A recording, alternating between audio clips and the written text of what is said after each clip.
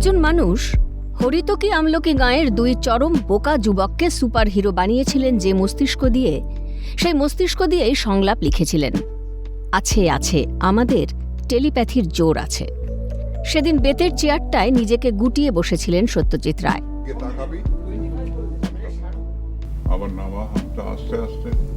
সামনে টেবিলের ওপর সাজানো পুরনো ক্রোসেটে রাখা কাপ থেকে চা চলকে পড়েছে।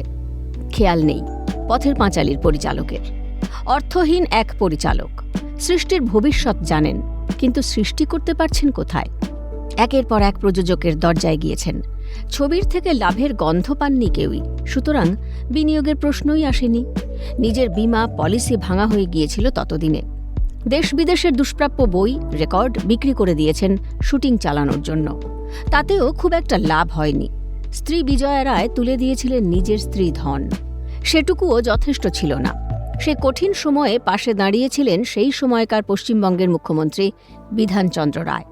সরকারি অনুদানে সম্পন্ন হয় কালোজয়ী পথের পাঁচালী। শুধু এটুকুর জন্যই বিধানচন্দ্র রায়কে হৃদয় থেকে সম্মান করা যায়। বিজয় রায় তাঁর আত্মজীবনীতে একটি কঠিন সময়ের কথা উল্লেখ করেছেন। সত্যজিৎ রায় নিজে পরিচালনায় বিশ্বাস করতেন না।